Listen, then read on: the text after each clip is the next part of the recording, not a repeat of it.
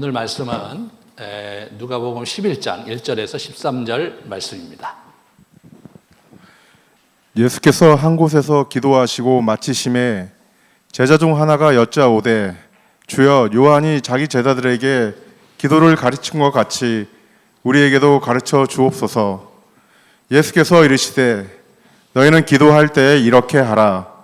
아버지여, 이름이 거룩히 여김을 받으시오며 나라가 임하옵시며 우리에게 날마다 일용할 양식을 주시옵고 우리가 우리에게 죄지은 모든 사람을 용서하오니 우리 죄도 사하여 주시옵고 우리를 시험에 들게 하지 마시옵소서 하라. 또 이르시되 너희들 중에 누가 벗이 있는데 밤중에 그에게 가서 말하기를 벗이여 떡 세 덩이를 내게 구워 달라. 내 벗이 여행 중에 내게 왔으나 내가 먹일 것이 없노라 하면 그가 안에서 대답하여 이르되 나를 괴롭게 하지 말라. 문이 이미 닫혔고 아이들이 나와 함께 침실에 누웠으니 일어나 내게 줄 수가 없노라 하겠느냐. 내가 너희에게 말하노니 비록 벗됨으로 인하여서는 일어나서 주지 아니할지라도 그 간청함을 인하여 일어나 그 요구대로 주리라. 내가 또 너희에게 이르노니 구하라, 그러면 너희에게 주실 것이요. 찾으라, 그러면 찾아낼 것이요. 문을 두드리라, 그러면 너희에게 열릴 것이니 구하는 이마다 받을 것이요. 찾는 이는 찾아낼 것이요. 두드리는 이에게는 열릴 것이니라. 너희 중에 아버지 된 자로서 누가 아들이 생선을 달라 하는데 생선 대신에 뱀을 주며 알을 달라 하는데 정갈을 주겠느냐. 너희가 악할지라도 좋은 것을 자식에게 줄 알거든. 하물며 너희 하늘 아버지께서 구하는 자에게 성령을 주시지 않겠느냐 하시니라. 아멘. 주님, 주께서 가르치신 이 기도의 교훈을 가지고 또 가르침을 가지고 은혜 받기 원합니다. 우리의 눈을 여시고 우리의 기도의 문을 열어 주옵소서. 예수님 이름으로 기도합니다. 아멘. 오늘 누가복음 11장의 본문은 주기도문을 주님께서 비로소 가르치시는 장면을 기록을 하고 있습니다. 사복음서에 주기도문 본문이 두 군데 나와요. 하나는 우리 산상수훈의 마태복음에 나오고 오늘 본문에 나오는데, 오늘 본문에 나오는 그 주기도문이 짧아요. 그래서 마태복음의 본문은 길거든요. 그것이 이제 뭔지를 좀 이해를 하셔야 되는데, 이 학자들은 우리 그 마태복음 6장에 있는 것은 그 당시 예배 때 사용된 형식으로서 그렇게 개편된 것을 이제 쓴 것으로 이해를 하고 있습니다. 왜냐하면 우리 이제 누가복음이 짧은데 그 내용이 사실은 같아요. 히브리 말은 히브리 뭐 이렇게 같이 낭독하거나 시들은 병행법으로 돼 있기 때문에 이게 두 소절이 하나의 운율을 갖고 낭독하는 게 그들의 관례인데, 여기에 딱 그렇습니다. 나라의 임하옵시며가 이제 누가복음에 있는데, 하나 더 뜻이 하늘에서 이룬 것 같이 땅에서 이루어지이다. 그래서 이걸 어제 상응하면서 두 개로 갔죠. 저 밑에 보시면 4절에 보면 우리를 시험에 들게 하지 마옵소서의 이제 그 반의적 대꾸에 의하면 다만 악에서 구하옵소서 이렇게 하면서 두 개를 이렇게 상응하게 기록을 했고, 맨 나중에 보면 마태복음에 나라와 권세와 영광이 아버지께 영원히 있사옵나이다. 저것은 일반적으로 유대인들이 드렸던 기도문의 맨 밑에 이렇게 후렴으로 있는 그러한 관용적인 어구였어요. 그러니까 실제로 누가복음이 예수님께서 가르쳐 주신 기도문이었는데, 그 기도문을 예배에 사용하면서 유대인들의 어법에 맞게 보충했다는 것을 우리가 알 수가 있는 거죠. 그런데 이 누가복음은, 이 누가는 이 말씀이 이 주기도문 자체가 한 제자의 요청에 의해서 이제 이렇게 예수님께서 가르쳐 주신 것으로 이렇게 이제 얘기를 하고 있는 거죠. 그 당시에는 이렇게 기도문이 따로 있었어요. 유대교에도 기도문이 있었고요. 오늘 본문에도 보면 세례 요한이 자기 제자에게 기도를 가르쳐 주었듯이 우리에게도 가르쳐 주십시오라고 하고 있었고, 다른 종파에서도 자기 종파의 기도문이 따로 이렇게 있었어요. 그러니까 예수님께서도 그렇게 하셨어야 되는데 안 하고 계셨던 거예요. 이제 그것이 도대체 어떤 의도인가? 왜 예수님은 그거를 이게 지금 공생의 중반전을 넘어가서 자기 기도문을 지금 가르쳐 주고 계시는가? 왜 예수님은 왜 제자가 요청하는 것에 반응하는 형태로 자기가 기도문을 준비해서 이렇게 자기 제자들에게 먼저 가르치고 기도를 이제 교육하고 그러면서 기도를 훈련하고 이렇게 하셨어야 될 것 같은데 그의 3년 공생의 기간에 반이 넘어가서야 비로소 자기 기도문을 가르쳐 주신 그 이유는 무엇일까? 그 부분에 대해서 누가는 우리에게 굉장히 중요한 사실을 강조하면서 알려주고 있는 것입니다. 그것이 이제 오늘 제가 설교하고자 하는 포인트예요. 누가복음은요, 다른 삼복음서와 달리 기도에 특별히 이제 많은 비중을 할애해서 중요한 중심 주제 중에 하나로 기도를 다루고 있는 서신이죠. 그래서 이렇게 보시면 1장부터 3장에 보시면 사가랴, 안나, 시몬, 그리고 마리아, 이게 이 사람들의 기도가 기록이 돼 있어요. 기도가. 사실 다른 복음서에서는 그렇게 기록이 돼 있지 않거든요. 그리고 이게 보시면 누가복음 1장 10절서부터 13절에 사가랴의 기도로 이제 이렇게 1장을 시작하고 마지막 절 24장 50절 51절에 예수님께서 부활 승천하실 때 그럴 때 예수님께서 제자들을 축복하시는 형태로 이야기가 마무리되고 있는 거예요. 그렇게 양발로서 기도로 시작해서 축복과 찬양으로 끝나는 그런 형태로 우리 누가복음이 이제 짜여졌다는 것을 우리가 주목해야 됩니다. 그리고 누가복음 전체에서 아까도 말씀드렸지만 다른 복음서와 달리 기도에 대한 예수님의 가르침과 기도에 대한 예가 상당히 많이 나와요. 한번 보시면 저렇게 많이 나옵니다. 이것을 다른 복음서와 비교하면 정말 한 두세 배 정도는 많게 나오는 거예요. 그만큼 누가는 기도에 대해서 우리에게 많은 것을 가르쳐 주고 있어요. 근데 오늘 특별히 누가가 이 그 주기도문을 주목하는 장면을 저희가 주목해야 됩니다. 누가가 이제 예수님의 기도에 대해서 특별히 관심을 가지고 이제 기록을 하고 있는데 이 사람이 그렇다면 예수님의 기도에 대해서 예수님은 어떻게 기도하셨고 어떻게 기도를 가르치셨느냐는 주제가 누가복음 전체에 흘러가도록 이 사람이 지금 이렇게 써내려가고 있는 와중에 이 11장의 주기도문을 기록하는 이 부분이 상당히 의미심장한 게 뭐냐면 배경이 있다는 거예요. 배경이. 그것이 예수님께서 준비해서 얘기하신 것이 아니라 제자가 그것을 요청하는 것으로 나오는데 또 한 가지 좀 특이한 것은 그 제자 이름을 밝히지 않은 거예요. 제자가 한 사람이라고 분명히 얘기를 했거든요. 근데 그가 누구인지는 이름을 밝히지 않은 거예요. 이런 부분이 사실은 저와 여러분이 좀 이분이 왜 이렇게 기록하셨을까? 이런 생각을 하지 않을 수가 없는 거죠. 누가는 이 우리 주기도문이 어떻게 탄생했는지를 우리에게 들려주면서 예수님의 기도에 대한 강조점이 어디 있는지를 우리에게 얘기해 주려고 했던 거예요. 우선은 이제 11장인데 저희가 본문이 9장 10장을 가만히 이렇게 뒤져보면 아주 특이한 점이 발견이 돼요. 오병이어의 기적에서 축사하시면서 시작이 되는 장면이 있는데 한번 같이 저렇게 보시면 이렇게 보는 거예요. 이 오병이어가요 사복음서 모두에게 나오는 유일한 기적이에요. 뭐 기적이 되게 많잖아요, 이적이. 그런데 묘하게도 사복음서 모두에 나오는 건 저거 하나예요.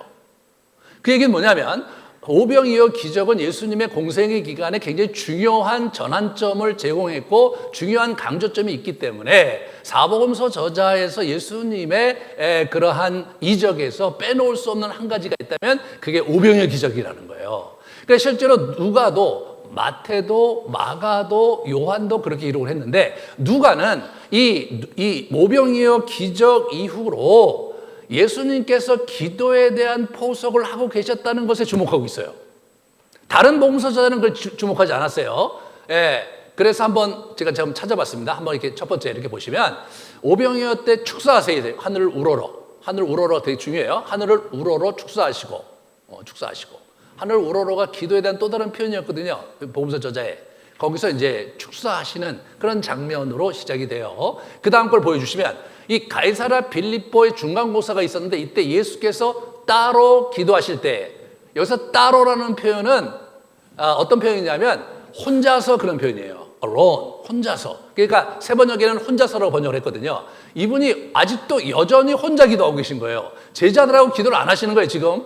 제자들에게 너희는 나를 누구냐라는 그런 시험을 치르시는데, 테스트를 하시는 데 있어서 기도하실 때에 제자들에게 그렇게 물으신 거예요. 제자들도 기도하고 자기도 기도한 것이 아니라. 그런데 마태와 마가도 이 장면을 기록하고 있는데 그 장면에는 예수께서 혼자서 기도하실 때라는 말이 없어요.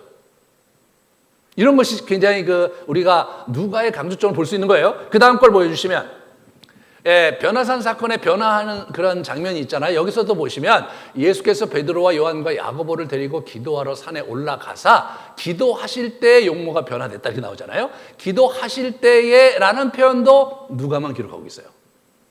그냥 그들 앞에서 변화했다 이렇게 표현을 한단 말이에요. 그러므로 지금 이 기도에 대해서 뭔가 있는 분위기가 있는 거예요. 다시 말해서 예수님 오병이어 사건 이후로 제자들에게 중요한 어떤 일과 사건의 꼭지마다 자기가 기도하고 있는 것을 계속해서 연출하셨어요.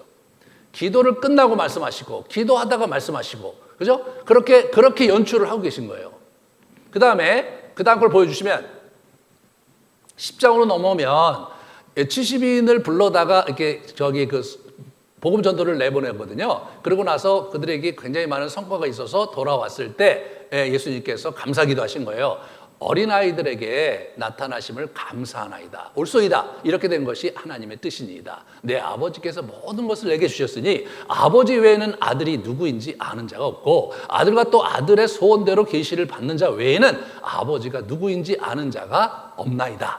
예수님께서 하신 기도거든요. 이게 여기 있는 거예요. 그러고 나서 오늘 본문이 있는 겁니다. 여기서 우리는 무엇을 생각해 볼 수 있겠습니까? 주님은요, 기다리고 계셨던 거예요. 주님은 저 질문을 기다리고 계셨던 거예요. 저 질문이 오자마자 이분이 이제 주기도문 가르치시고 간구기도에 대해서 가르치시는 게 쭉 이렇게 나오잖아요. 그죠? 그리고 실제로 우리 누가복음이 그 이후로 예수님께서 더 몇 차례 기도에 대해서 가르치신 얘기를 지속적으로 기록하고 있어요. 뿐만 아니라 예수님께서 마지막에 십자가상에서 자기를 못 받고 자기 옷을 제비 뽑는 자들을 향해서 그들을 용서하는 기도를 거기서 하신 것도 누가만 기록하고 있습니다.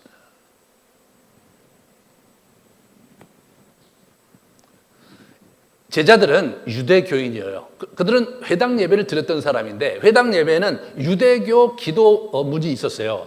쉐마라는 기도문, 카디시라고 이제 설교 끝나고 드리는 기도문, 그 다음에 마지막으로 18기도문이 있었어요. 18기도문 이제 하루에 한 번씩 점심때쯤 드렸는데 그러한 그 기도문들이 있었고 그것을 이분들은 어렸을 때부터 하던 사람들이었어요. 다시 말해서 이분들은 기본적으로 유대교의 기도에 이제 이렇게 익숙해 있고 시편 기도와 그런 기도문들을 낭독하면서 기도 생활을 하고 있었던 사람들입니다.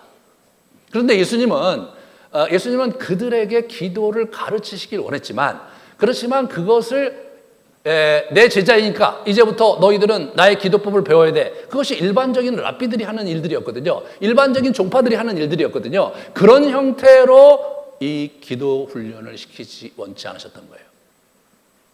그들을 자극하고 그들을 자꾸 기도에 대해서 관심을 갖게 하고 자기의 본을 보여주시고 그리고 나서 그들이 그들의 입으로 나에게 기도를 배우고 가르쳐달라고 요청할 때까지 기다리신 거예요.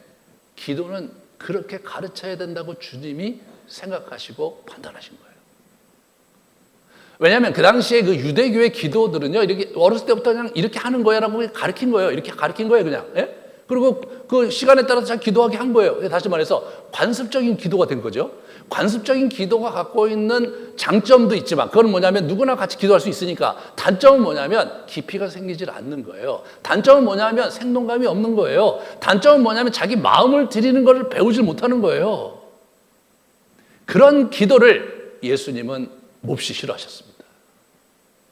예수님은 그들의 마음 속에서 성령께서 이렇게 감동하시고 그들의 마음 속에서 정말 하나님께 기도드리는 자기의 기도를 보면서 그들도 하나님께 기도드리고 싶은 마음이 자라가기를 기다리셨던 거죠.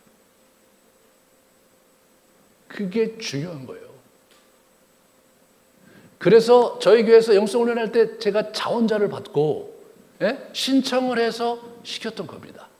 원하지 않거나 또는 관심이 없는 사람들을 억지로 데려다가 우리 교회에 이제 왔으니까 우리 교회의 기도를 배워야 된다라고 그들을 강권하면서 여러분들을 이렇게 채찍질 해갖고 이렇게 하지 않았어요. 그랬으면 여러분들 다 교육을 받았겠죠. 그죠?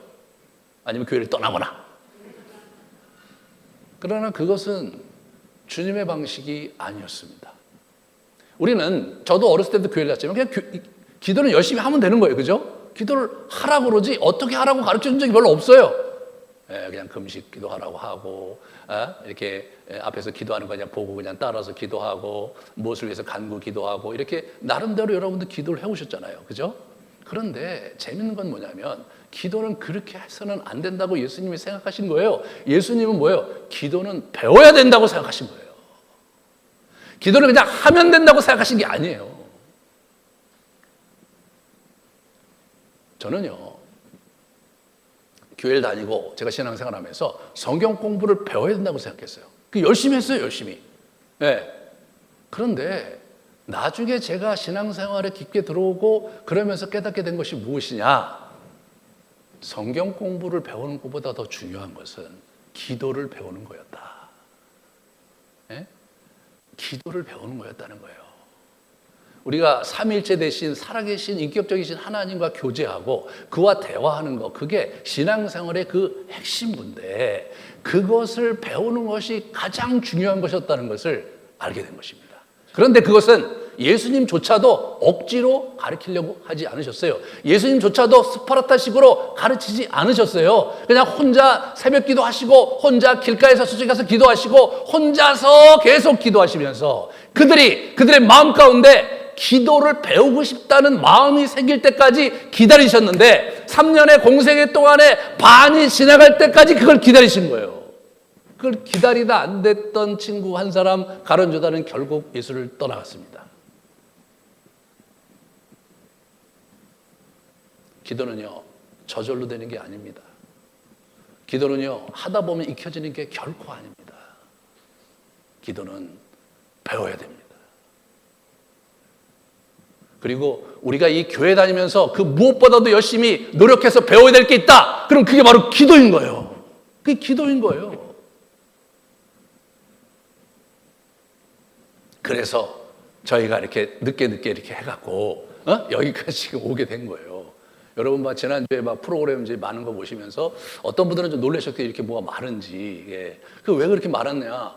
기도를 가르치다 보니까 이것도 가르쳐야 되고 저것도 이게 굉장히 많은 거예요. 그래서 어떤 날은 제가 학원을 차린 거야? 도대체 교회를 차린 거야? 예. 그런 생각이 저한테 스스로 자문하게 되고 내가 잘하는 걸까? 왜 주변에 아무도 그렇게 하는 사람이 없으니까.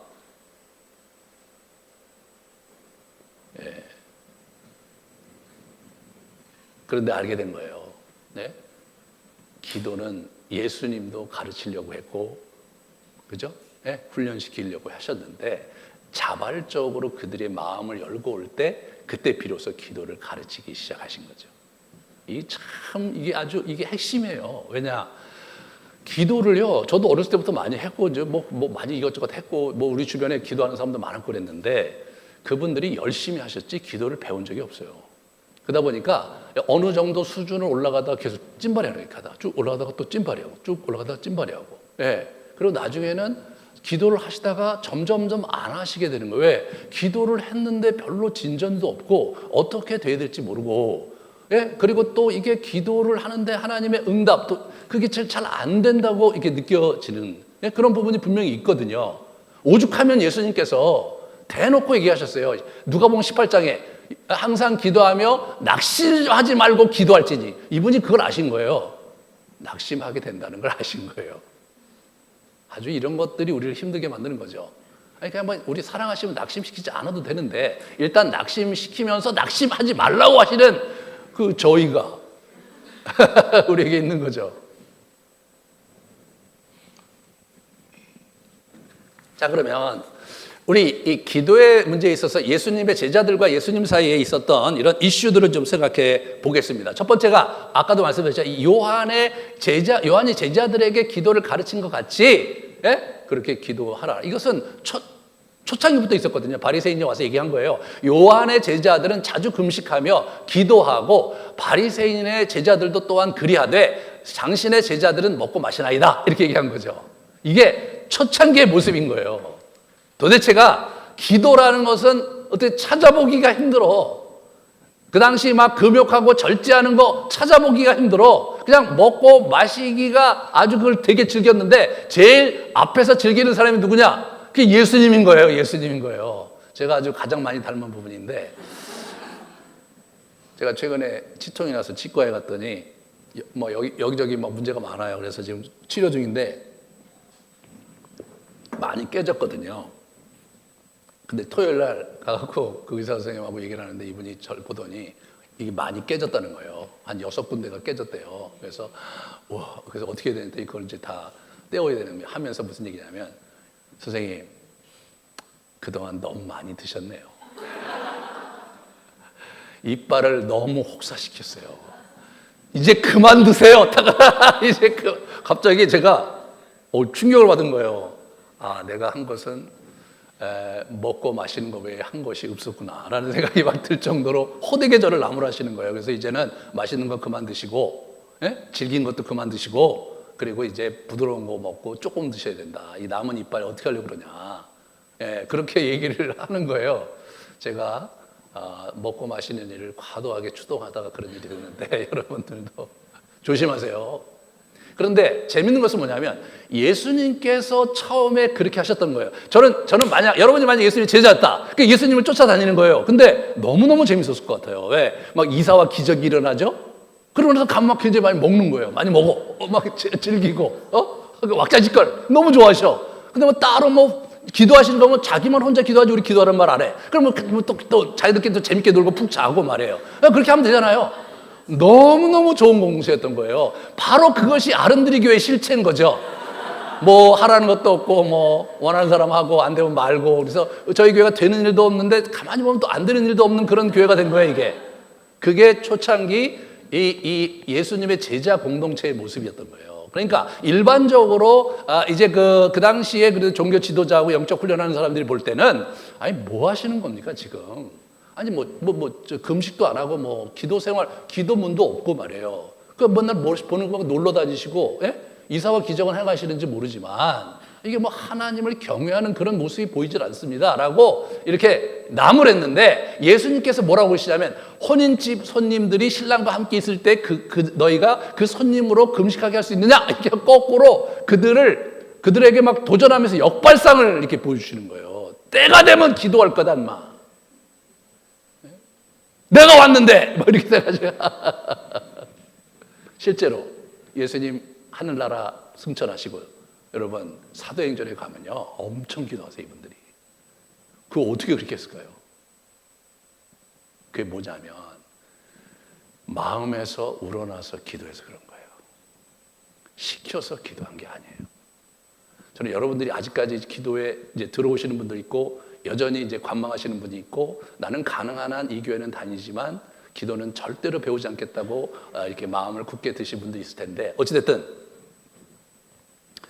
저는 기다리고 있는 겁니다.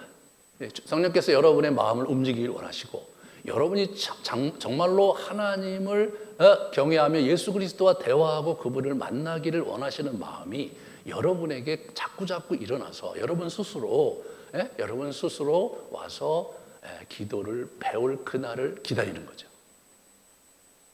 왜? 예수님이 그렇게 하셨으니까. 여러분 그렇게 해야 세상이 두 쪽이나도 기도합니다.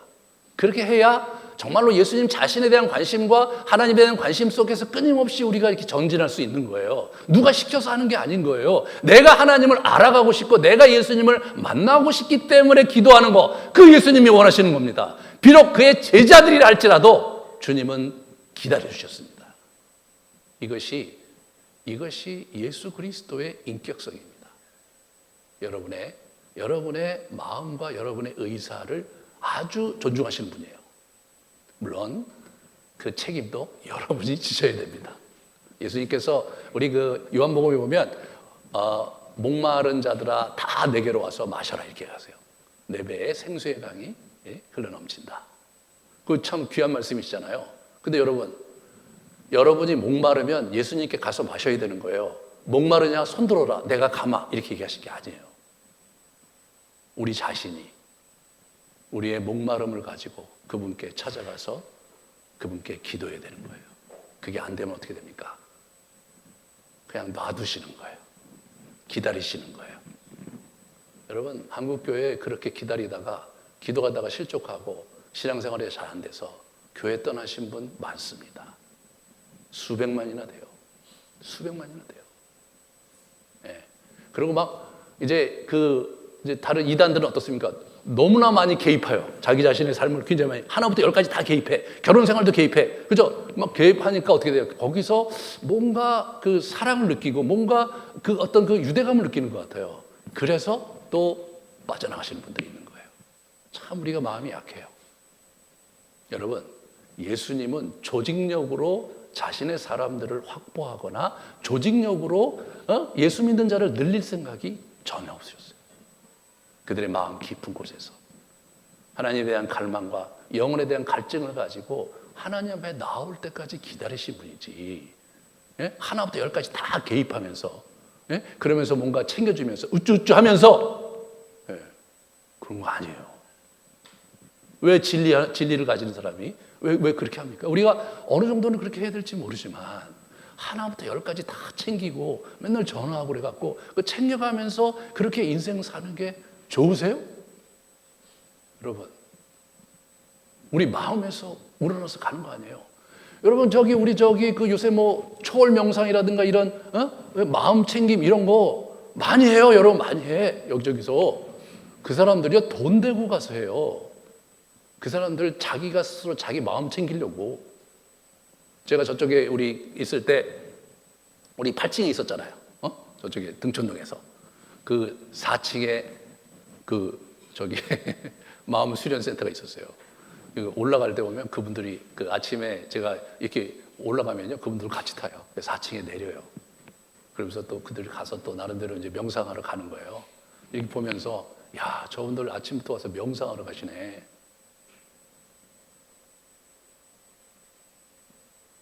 여러분들 그분들 명상해서야 돈 많이 받아요. 그러니까 돈 내고 가서 명상하잖아요. 여러분들 우리 기독교의 기도가 얼마나 깊이 있는지를 여러분이 맛보지 않으셔서 그렇지 그거와는 유도 안 되는 유익과 그런 내용을 갖고 풍성한 걸 갖고 있거든요. 그러니까 이 시대에 많은 사람들이 명상센터에 가서 시간 들이면서 돈 들이면서 굉장히 열심히 배우는 거 여러분 여기서 그걸 배울 수 있는데 그걸 안 해요. 그런 것들이 우리가 좀 생각해 봐야 되는 것들이에요.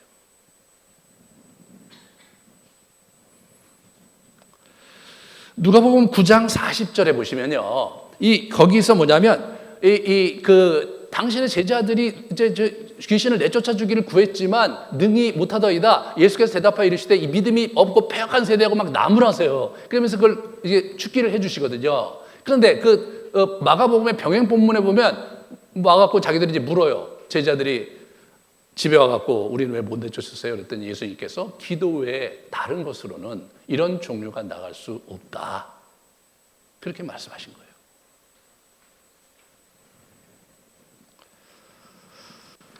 그러니까 이 기도의 그 이슈들이 점점 이렇게 증진되고 있었던 거예요. 계속해서. 예. 그래서 이제 오늘 비로소 한 제자가 드디어 그 예수님의 의도를 가슴에 머금고 예수님께 기도를 막 마치자마자 이렇게 거예요. 예수님 기도하실 걸 옆에 보고 있다가 마치자마자 이분이 얘기한 거예요. 제자 중 하나가 여짜오되 주여 요한이 자기 제자들에게 기도를 가르친 것 같이 우리에게도 가르쳐 주옵소서라고 얘기를 한 거예요. 이 제자는 누구일까? 이것이 오늘 저와 여러분이 풀어가야 될 숙제입니다. 예, 누굴까? 왜 누가는 이 사람을 이름을 얘기를 안 했느냐? 한번 우리가 추론해 보도록 하겠습니다. 자, 그 다음 걸 보여주시면 첫 번째로 뭐가 있냐면 이 변화산 사건을 경험한 사람들 중에 하나일 거라는 것이 제 생각이에요. 예? 거기 3명 갔잖아요. 3명이. 거기서 기도의 대장들 둘을 만나요. 모세와 엘리야 둘을 만나요. 그러면서 거기서 기도하는 걸 보면서 자극을 많이 받았을 거예요. 그러니까 다른 제자들보다 이 세 사람이 굉장히 중요한 그런 이제 대상이 될 수 있는데, 시몬 베드로일 가능성이 가장 첫 번째 커요. 근데 이 시몬 베드로는요, 만약에 베드로가 했다면 이름을 반드시 기록했을 거예요. 왜냐하면 제가 찾아보니까 마태복음에 28번이나 나오고 베드로가, 마가복음에 26번, 누가복음에 31번, 요한은 40번이나 나와요. 저렇게 많이 베드로가 했던 것을 기록했는데, 이 중요한 장면에서 정말 결정적인 역할을 했는데 그 사람 이름을, 베드로를 빼먹는다는 건 좀 아닌 것 같아요. 그러면 베드로, 야고보와 요한이 있잖아요. 제가 볼 때는 이게 이제 세례 요한의 제자 중에 한 사람일 가능성이 좀 많아요. 오늘 세례 요한 얘기를 하는 거 보니까. 그래서 제가 지난번에 세례 요한 오마주를 제가 한 그 배경이 이 얘기를 좀 끌어내려고 하고 있는 거예요. 아마 요한일 가능성이 제가 많아요. 그렇지만 야고보도 한번 생각해 보면, 이제 야고보와 요한이 그렇게 이름이 같이 나오는 게 마태복음에 3번, 마가복음 9번, 누가복음 5번, 요한복음 없어요. 세베대의 아들, 세베대 이렇게 나와요. 그러니까 여러분 이게 야고보와 요한이 같이 나오는 거예요. 그 다음 걸 보여주세요. 여기서 보면 마태는 세베대의 아들 야고보와 그의 형제 요한, 혹은 야고보와 요한이라는 언급을 했어요. 마태복음에는요, 요한을 단독으로 이렇게 표현하지 않았어요. 그러니까 마태복음에 그냥 요한 이렇게 나오면 그것은 세례 요한이에요. 세례 요한이야. 그러니까 여기서 보시면 마태는 요한을 집중하기보다는 야고보와 요한을 얘기하고 있었던 것을 보게 돼요. 마가도 그랬는데, 마가가 유일하게 9장 38절에 요한 사도를 단독으로 표현했어요. 그것은 누가복음에도 나타났던 건데, 왜 예수님의 이름으로 귀신을 내쫓는 사람들 있잖아요. 그런 사람들을 야단친 거예요. 하지 못하겠다라고 예수님께 고자질했는데 예수님께 찐빠를 먹었어요. 그게 나오는 거예요. 그러니까 다시 말해서 사도 요한이 예수님께 한번 기치를 들고 얘기했다가 찐빠 먹은 사건이 딱 나오는 거예요. 근데 요한은 자기 이름을 한 번도 언급을 안 했어요. 그런데 재밌는 것은 누가예요. 누가가 묘하게도 사도 요한의 이름에 여러 가지 역동을 우리에게 기록해 주고 있어요. 한번 같이 보겠습니다. 그 다음 걸. 그래서 어떤 특별한 의도가 있었던 게 분명하거든요. 자, 보세요. 이분이 1장 1절서부터 4절에 보면 처음부터 목격자와 말씀에 일꾼된 자들이 전하여준 그대로 내력을 전설하려고 붓을 든 사람이 많은지라 모든 일을 근원부터 자세히 미루어 살핀 나도 데오빌로 각하에게 차례대로 써보려는 것이, 차례대로 쓰려고 하셨어요. 이분이 차례대로 아주 데이터를 많이 모으셔서 차례대로. 이분이 골로새 출신, 골로새에서 의사생활했던 분으로 알려져 있는데, 자우지간 이분이 이제 그런 의사 선생님인데 아주 뛰어난 이 감각을 가지셨던 분인 것 같아요. 그래서 이분이 이제 그런 어떤 그것들을 수집을 해갖고 나름대로 체계적으로 이렇게 정리를 하셨던 것을 우리가 볼 수 있죠. 그러니까 이분의 의도가 있었을 거예요. 한번 같이 그 다음 걸 보여주시면, 자, 이 누가복음 5장 10절에 야고보 요한이라는 처음 나와요. 고기잡이 할 때. 그 다음에 6장 14절은 12제자 리스트 했을 때 야고보와 요한으로 나와요. 근데 어떻게 되냐면, 누가복음 5장 21절에 야이로의 딸과 또 9장 20절에 변화산 사건인데, 거기에 야이로의 딸 있잖아요. 야이로의 딸을 살리는 장면에서 처음으로 예수님께서 세 제자를 데려가세요. 세 제자를. 그 다음에 우리 변화산 사건에 세 제자를 데려가세요. 그 다음에 마태복음 20장은 겟세마네 기도에 베드로와 세베대의 두 아들 해서 세 사람을 데려가요. 근데 거기는 야고보와 요한 얘기 아예 안 나오죠. 그런데 아주 재밌는 것은 뭐냐면, 야이로의 딸을 살리신 저 사건, 그때 세 사람의 제자와 그 다음에 9장 20절 변화산 사건의 세 사람의 제자 이름의 순서가 마태, 마가와 달라요. 마태, 마가는 에오라지 야고보와 요한이에요. 베드로, 야고보, 요한. 베드로, 야고보, 요한이 마태하고 마가는 그게 한 번도 틀어진 적이 없어요. 그러니까 언급할 때마다 무조건 야고보가 앞으로 나왔어요. 그리고 12제자 리스트에도 야고보가 앞으로 나와요. 그런 거로 와서 야고보가 형이에요. 야고보가 형이에요. 그러니까 야고보가 형이고 요한이 막내, 이제 둘째 동생이었던 것으로 생각이 돼요. 그런데 재밌게도 누가가 유일하게 베드로, 요한, 야고보라고 기록한 거예요. 네?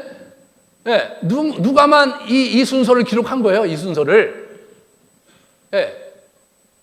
그러고 나서 9장 49절에 사도 요한이 단독으로 예수님의 이름으로 귀신 쫓는 자들 내가 금했습니다. 이런 얘기를 한 거예요. 제가 묵상을 해보니까 이런 거예요. 야이로의 딸을 살리시는 장면에서 요한이 피를 받았어요. 우와! 거기서 이 친구가 막 전면에 두각을 나타내기 시작한 거 아닌가 싶어요. 그걸 이 누가가 기록을 하고 있는 거죠. 변화산 사건에서 베드로가 엄청나게 피를 받았습니다. 여기서 초막 셋을 짓고. 근데 베드로만 피를 받은 게 아니라 요한도 엄청나게 고무된 거예요. 그래서 저렇게 쓴 것이라고 저는 생각을 하게 된 거죠. 왜냐하면 그 이후로 9장 49절에 그 필 받은 것을 이게 기화로 해갖고 예수님이 시키지도 않았는데 예수의 이름을 쫓아서 귀신을 내쫓는 자들을 가서 그 많은 얘기를 본인이 그 얘기를 예수님께 리포트하고 있는 거잖아요. 그러다가 이제 와장창 깨졌죠. 찐빠를 먹었어요. 우리를 반대하는 자는 우리 편이다. 그렇게 예수님 얘기해 주심으로 이제 깨게 했죠. 그런데 그 다음에 사마리아 사람들이 자기들을 반겨하지 않고 자기들을 홀대하고 자기들을 저주하고 막 그러니까 예수님께 나타나서 가서 얘기할 때는 야고보를 대동해요. 저들을 불내려서 멸합시다. 야고보를 동반해서 그렇게 하는데 이때 야고보가 좀 과했던 것 같아요. 그래서 이때 이후로 야고보가 사라집니다. 이때 야고보 이름이 잘 안 나와요. 예. 그 다음에 누가복음 22장 8절에 보시면 6월절 준비를 합니다. 여기서 베드로와 요한이 등장하는 거예요. 여기가 처음으로 베드로와 요한이 등장하는 겁니다. 예? 그러니까 야고보가 빠진 거예요. 야고보가 빠지고 베드로와 요한이 등장해서 이게 계속 가갖고 어떻게 되냐면 사도행전에 가면 베드로와 요한만 나와요. 예? 베드로와 요한만 나온다고요. 야고보는 중간에 12장에 이제 순교하기 때문에 끝나긴 하지만 야고보는 그렇게 큰 역할을 하지 못하고 이제 이 누가의 작품에서 사라집니다. 그렇기 때문에 이제 여러분 이게 너무 재밌는 그런 역동이죠. 그 다음 걸 보여주시면 야고보와 요한, 베드로와 요한과 야고보, 야고보와 요한, 베드로와 요한 그러니까 이렇게 함으로써 요한이 점점 두각을 나타내고 있었다는 사실을 우리 누가가 기록하고 있는 것이라고 제가 생각이 되는 거죠. 그러니까 이 제자는 유력하게도 요한이다. 이런 얘기를 제가 하는 겁니다. 여러분들이 목사님 너무 어거지로 그러시는 것 같다. 요한을 너무 편애하시는 것 같다. 이런 얘기 할지 모르겠는데 굉장히 중요한 증거를 하나 더 드릴게요. 그 다음 걸 보여주시면 이 누가가 기록한 것이 사도행전에 나오는데 사도행전에 바나바와 바울 갖고 이분이 이름 순서 갖고 또 이게 하신 게 있어요. 분명히 사도행전 13장 2절 3절에 보면 바나바와 사울이 파송이 됐어요. 여러분 바나바와 바울이 파송된 게 아니에요. 바나바와 사울이 파송이 됐어요. 그런데 구브로의 바보에서 마술사 바에브와 대결해갖고 그들을 이제 이렇게 무너뜨리고 거기에 있는 그 총독이 예수를 믿게 되거든요. 그러면서 거기서 9절에 바울이라는 사울이 등장하면서 바울 이름이 거기서 나와요. 그 다음에 분명히 7절에는 바나바와 바울이 이제 그 사역을 했는데 14장에 가면은 바울과 바나바로 이름이 바뀌어요. 순서가 바뀌어요. 그 다음에 어떻게 됩니까? 그 다음에 바울 중심으로 계속 가요. 바울 중심으로. 그러다가 예루살렘 총회의 안디옥의 대표로 바울과 바나바가 가서 보도를 할 때, 자기들의 그 리포트, 보고를 할 때는 바나바와 바울이 보고하는 걸로 나와요. 왜? 바나바가 예루살렘 교회에 파송받은 사람이니까. 그 다음에 여전히 바울과 바나바예요. 누가가 기록할 때 이런 식으로 기록을 했단 말이에요. 누구를 앞에 기록하고 누구를 뒤에 기록하는지가 누가는 나름대로 생각을 가지고 거기다 그렇게 기록한 거예요. 뭐 쓰다 보니 그렇게 됐다라는 말을 누가는 하면 안 되는 거예요. 왜 여러분 마가와 마태는 계속해서 야고보 요한의 순서를 한 번도 흐트린 적이 없는데 이 사람만 바꾸잖아요. 의도가 있는 거예요. 의도가 있는 거예요.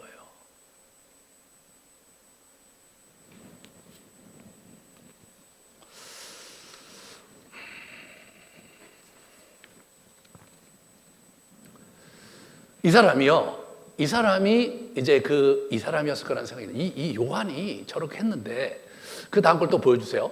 그 다음 걸 보여주시면 이 예수님의 기도 가르침의 포문을 열게 한 사도는 요한이 거의 분명하다라고 저를 주장하는데, 물론 많은 사람이 동조하지 않을 거라는 생각이 들기도 하지만, 그러나 저는 그렇게 생각을 하는 거예요. 왜냐하면 이런 증거가 있기 때문에. 또 하나의 중요한 증거는 이 피땀 기도예요. 예수님께서 그 겟세마네 동산에서 간절히 기도하시니 땀이 땅에 떨어져 핏방울 같이 되더라, 이렇게 나오죠. 땀이 땅에 떨어져 핏방울이 됐어요. 그 어두컴컴한 때예요. 어두컴컴한 때. 그러면 누가는 그 얘기를 누구한테 들었을 거 아니에요. 저 누구한테 들었겠는가를 생각해 보셔야 돼요. 누가는 1, 2장, 1, 2, 3장이 있는데 거기에는 완전히 그 초창기 기록이에요. 그것은 대부분의 사도들이 모르는 얘기예요.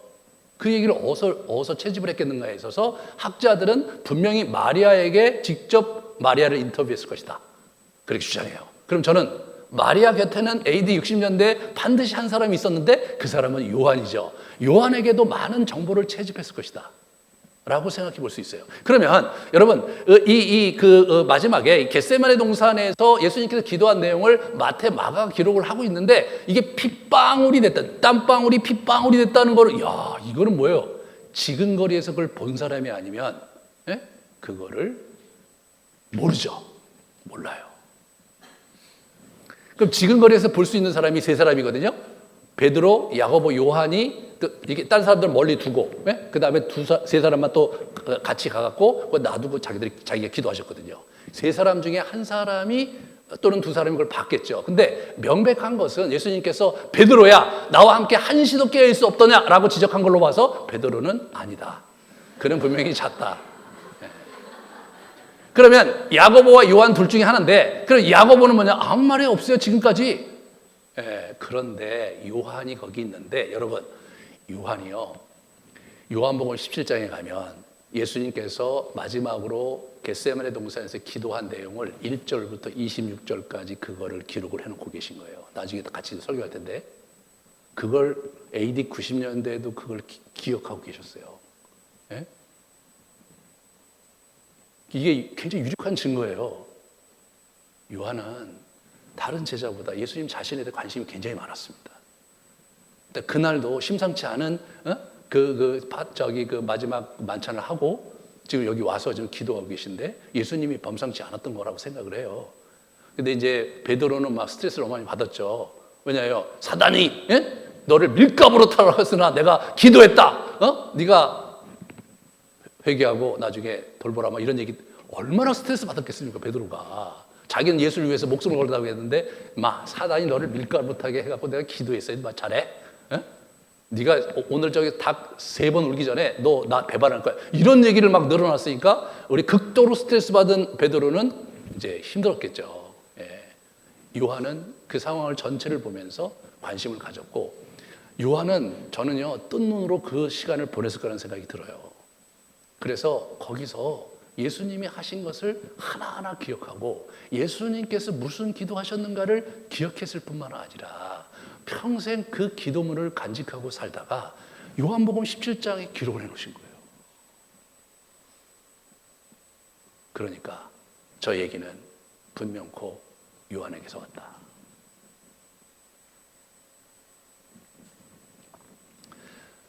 열두 제자 중에 기도에 대해서 가장 관심이 많았던 사람은 누굴까? 라는 질문을 던지면 버나마나 요한 사도, 그분 하나입니다. 그분이 가장 유력한 후보예요. 그런데 재밌는 건 뭔지 아세요? 요한복음에 보면 기도라는 단어가 한 번도 안 나와요. 이게 또 정말 재밌는 거예요. 요한복음에는 기도라는 단어가 한 번도 안 나오는데 이분이 기도에 대해서 굉장히 많은 얘기를 하는 거예요. 그 얘기는 다음 주에 하도록 하겠습니다. 알고 싶을지겠지만 오늘 그 얘기를 또 풀으려면 또 굉장히 다음 주에, 이거 엄청나게 중요한 얘기를 이분이 이제 기도에 대한 새로운 차원으로 기도를 이렇게 조명하고 있는 것을 우리가 이렇게 보게 되는 거죠. 그 한 제자가 요한이다, 제가 이렇게 이제 얘기를 했지만 그거 100% 맞다, 그런 얘기 하고 싶은 건 아니에요. 그거를 추적하다 보니까 여러 가지 이야기들을 우리가 이제 이렇게 알게 된 거예요. 그거를 추적하다 보니까 요한이라는 인물이 새롭게 조명이 되는 거예요. 그리고 제자들 사이에 있었던 기도의 협동이 어땠는지도 우리가 많이 갈파하게 된 거죠. 그러면 이 누가는 그때 이후로 주기도문을 주시면서 어떻게 기도에 대해서 예수님께서 가르치셨는가를 우리에게 설명했는가를 한번 정리해 보면, 첫 번째, 기도의 다음걸 보여주세요. 기도의 원형을 우리에게 정리를 했고, 두 번째, 벗됨으로 강청하라. 그래서 여기서 보면 두 가지 비유가 나온 거예요. 하나는 벗이고요, 하나는 아버지의 비유가 나와요. 하나님께 간구할 때 친구에게 하듯 하고 아버지에게 하듯 하면 된다. 근데 친구에게 했는데 밤에 찾아간 거예요. 친구한테 나 먼 데서 친구가 왔는데 좀 떡 좀 줘라. 우리 아무것도 없다. 친구가 안에서 뭐라 그래요? 야, 지금 우리 다 이불 깔고 이제 자고 있는데 못 나가니까 야, 너 오늘 못 나가. 그렇게 얘기한다는 거예요. 근데 이게 뭐가 있냐면요. 그 당시 집이 이렇게 통으로 하나로 돼 있는 거예요. 방이 여러 개 있는 거 이제 스튜디오 룸으로 돼 있는데, 위에가 어떻게 침상이 있는 거, 거기 이렇게 단상이 있고 침상이, 거기서 자는 거예요, 식구들이. 그리고 나머지 반은 가축들이 있는 거예요. 가축들을 밖에 놔두면 밤에 이제 그 맹수들이 잡혀가고 그러니까 밤에 들여다가 안에다가 키운 거예요. 그 가축의 이름이 다 있었던 거예요. 양들의 이름이 다 있었던 거예요. 그렇게 해서 이제 이들이 그렇게 이제 살고 있는데, 그렇다면 친구가 밖에서 와서 얘기를 하면 이 친구는 어떻게 되냐면, 애들도 좀 자고 있는데 얘들이 깰 것도 깰 거지만 결국 내가 짐승들을 거쳐서 가야 되잖아요. 그럼 이 친구들이 또 와! 그럼 막 말 많은 거고, 그러면 식구들이 다 깨야 되는 거거든요. 야, 이거 안 된다. 그러고 있지만, 그래서 안 해줄 것 같지만 계속해서 밖에서 강청을 하면 그 친구가 들어주지 않겠냐. 그러니까 너희가 그렇게 기도해라. 이렇게 얘기하는 거죠. 그리고 그 다음에 구하고 찾고 두드리라 이런 얘기를 하시는 거예요. 아버지가 그걸 주지 않겠냐. 여러분, 구하고 찾고 두드리라가 하나예요, 하나. 구하는 것 따로, 찾는 것 따로, 두드리는 것 따로가 아니라 이게 하나예요, 하나. 우리가 어떤 것을 구할 때 하나님의 뜻을 찾고, 우리가 또 새로운 기회에 문을 두드리고, 그게 하나인 거예요. 그런 얘기를 이제 쭉 한 거죠. 이것이 마태복음의 그 6장에 보면 이렇게 먼저 그의 나라와 그의 일을 구하라는 거 하면서 이렇게 뭐냐면, 첫 번째로 이제 이 은밀한 중에 하나님께 기도하라는 얘기 이제 하고, 그죠? 주기도문 하고, 그 다음에 7장에 이제 여기 저거 구하고 찾고 두드리라 얘기하거든요. 그 다음에 어떻게 나옵니까? 먼저 그의 나라와 그의 일을 구하라 이렇게 되거든요. 이렇게 우리 마태는 모아놨는데 그것을 우리 누가는 순차적으로 하고 있어요. 자, 이제 18장에 가면 어떤 일이 벌어지냐? 18장 가기 전에 먼저 12장을 가야죠. 12장에 가면 다만 너희는 그의 나라를 구하라. 그리하면 이런 것들을 너희에게 더하시리라. 좁은 문으로 들어가기 힘써라. 그리고 우리가 기도하고 간구할 때 먼저 그의 나라의 의를 구하는 거예요. 우리 주기도문이 앞에 네 구절이 어떻게 됩니까? 하나님 나라를 구하는 거거든요. 그의 통치가 이 땅에서도 그의 뜻이 이루어질 것을 기도하는 거예요. 그의 나라가 임할 것을 위해서 기도하는 거예요. 그리고 나서 일용할 양식을 위해서 기도하는 거예요. 이게 기도의 굉장히 중요한 형식인 거예요. 먼저 하나님 나라를 구하고 그 다음에 우리의 것을 구하라는 거예요. 근데 하나님 나라는 안 구하고 우리의 것을 계속 구하면은, 그러면 어떻게 되냐면 이게 계속해서 핀트가 안 맞잖아야. 근데 여기서 더 조심해야 될 게 뭐냐? 그 다음 거 18장. 18장 걸 보시면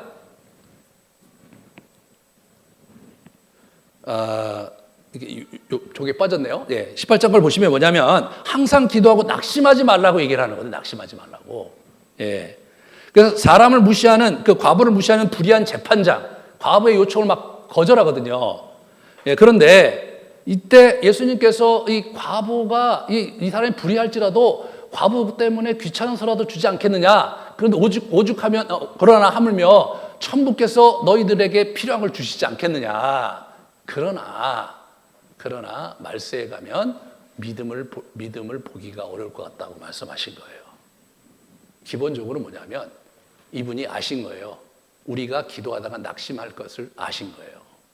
왜 낙심이 됩니까? 하나님의 우선순위는 하나님의 나라거든요.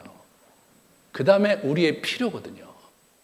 근데 우리의 우선순위는 우리의 필요고, 그래야 우리가 하나님의 나라를 섬길 수 있다고 생각하잖아요. 이게 반대로 돼 있는 거예요. 우리는 여러분이나 저나 당장 먹고 살 것도 걱정이고 이것도 문제고 저것도 문제니까 계속 그것을 위해서 먼저 기도하기 쉽죠. 의식적으로 이걸 바꿔야 돼요. 하나님의 나라를 먼저 구하고, 하나님의 의를 구하고 그분의 영광을 구하고 그분을 찬양하고 이렇게 하면서 그분과의 관련된 비즈니스를 먼저 하고 그 다음에 내 비즈니스를 얘기해야 되는 건데 이게 뒤바뀌잖아요. 그럼 뭐예요? 계속 지체되는 거죠. 예수님은 약속하셨어요. 지체될 거라고 약속하셨어요. 예수님은 아시고 계셨어요. 그래서 너희가 낙담할 거라고 아시고 계셨어요. 그러나 믿음을 가지고 낙담하지 말고 기도해라. 끈질기게 기도해라. 여러분, 낙담할 때 많잖아요. 그죠? 예. 저도 낙담할 때가 많아요. 여러분, 여러분을 위해서 기도하다가 막 어떤 때 너무 힘들어요. 아니, 그렇게 뭐 좀 담임 목사가 기도하면 뭐 나아지는 맛이라도 있어야 되는데, 그런 것도 아니고, 맨날 그러면 나보러 목회를 어떻게 하라는 거냐. 예. 뭐 그런 것도 시작해서 여러 가지로 힘들 때가 많고, 여러분이 막 어려워지잖아요. 그럼 막 집에 가서 막, 그냥 목회 그만두고 싶어요. 예? 이게 뭐냐 도대체 하나님. 그런 얘기 할 때가 참 많거든요. 그런데 워낙 그런 거라는 거예요. 낙심하게 된다 이거예요. 하지만 낙심하지 마라 이거예요. 하지만 믿음을 가지고 끝까지 버텨봐라. 반드시 이루어질 거다. 이걸 아멘으로 받고 기도하는 자가 복 받는 자입니다. 그 다음에 두 번째가 뭡니까? 바리새인과 세리의 기도가 나와요. 바리새인은 막 그 당시 존경받던 사람이거든요. 그러니까 막 기도를 막 11조도 하고 모두 했다. 나의 기도를 들어달라고 그러죠. 하나님께 프라우드 하죠. 세리는 뭐예요? 뭐 자랑할 게 아무것도 없잖아요. 이 죄인을 불쌍히 여겨달라고 기도하죠. 예수님께서 세리의 기도를 하나님께 받으셨다고 얘기하는 거죠. 여러분이 뭐 잘나고 여러분이 뭐 하나님께 뭘 잘하고 이런 차원의 문제가 아니라 우리가 정말 그분 앞에 늘 겸허하고 낮추고 그분의 의를, 그분의 존재를 우리가 존중하면서 불쌍히 여겨달라는 기도가 하나님을 감동시킨다는 거죠. 그것이 이펙티브하다는 거예요. 효과적이라는 거예요. 네 번째로 우리 누가를 통해 듣는 그 예수님의 기도 포인트를 보면 첫 번째로 뭐냐면 항상 기도하고 깨어있으라. 모든 일에 능히 피하고 인자 앞에서 서도록 항상 기도하며 깨어있으라고 말씀하시는 거예요. 그게 안 되니까 문제가 되니까 시몬 베드로가 결국은 또 사단에 넘어질 것 같으니까 예수님께서 급하시니까 자기가 이 베드로를 위해서 기도했다고 얘기하시는 거예요. 시몬아 사단이 너를 밀가부로 타려고 요구하였으나 내가 너를 위하여 내 믿음이 떨어지지 않기를 위해 기도했다. 예수님이 여러분을 위해서 나를 위해서 기도하고 계신 거예요.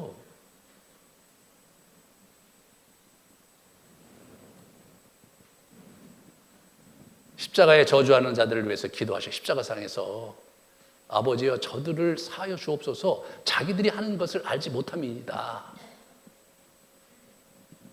그것은 6장 28절에 너희를 저주하는 자를 위해 축복하며 너희를 모욕하는 자를 위해 기도하라는 말씀을 본인이 실천하시는 장면이거든요. 예수님께서 그렇게 기도하시고 십자가에 돌아가셨거든요. 그분이 뭐예요? 그분 자신이 기도하는 자였다고요. 여러분, 이 로마서 8장에 보면 우리 그 성령께서 말할 수 없는 탄식으로 우리를 위해서 중보 기도하신다고 나와요. 성령 하나님도 우리를 위해서 기도하시고 예수님도 우리를 위해서 기도하시는데 여러분만 기도 안 한다면 이게 참 얼마나 딱한 일입니까? 네?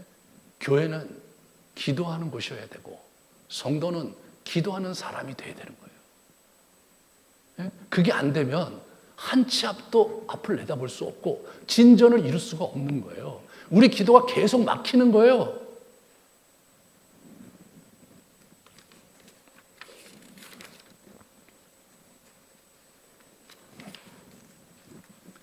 여기까지가 누가가 우리에게 가르쳐준 기도입니다. 그런데 요한은 여기에서 끝나지 말아야 된다고 우리에게 가르쳐준 거예요. 여기까지가 기도의 반입니다. 여기까지만 알고 기도해 오셨다면 기도의 반만 하신 거예요. 나머지 반을 우리 요한이 우리에게 가르쳐주고 있습니다. 다음 주에 그 이야기를 같이 나누면서 사도 요한의 영성이 어떤 것이었는가, 그 깊이가 무엇이고 그 넓이가 어떤 것인지 여러분과 저가 어떻게 기도 생활을 해야 되는 것인지를 정리하도록 하겠습니다. 우리 한번 우리 자신을 돌아보며 기도합시다. 여러분은 정말 기도하고 싶은 마음이 있는가? 예, 그냥 목사님 맨날 깔때기처럼 영성훈련 하니까 그냥 그러려니 하고 사시는 건 아닌지, 여러분은 정말 기도를 배우고 싶으신지, 여러분은 정말 예수 그리스도를 만나기를 원하고 그분과 깊은 관계를 맺기 원하시는지를 여러분 점검해 보시기 바랍니다. 내 안에 그런 마음이 중간중간에 있긴 하지만 현실이 너무 무게가 있고 내가 나 같은 사람이 어떻게 그렇게 할까라는 자신감도 없어서 혹시 주저하시고 뒤로 빼고 계신 분들이 있었다면 회개하십시오.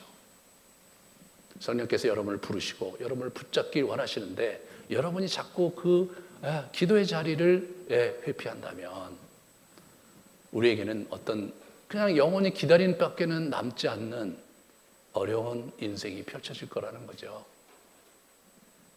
광야에서 이스라엘 백성이 40년 동안 그 하나님을 쫓아다녔는데 배우질 못했어요. 하나님과 교제하는 걸 배우질 못하고 거기서 다 죽었습니다. 그게 여러분과 저의 모습이 돼서는 안 되겠어요. 우리가 하나님을 배우고 예수님을 배워서 이 땅에서 정말 복된 인생을 살아야 되겠습니다. 같이 우리 기도합시다.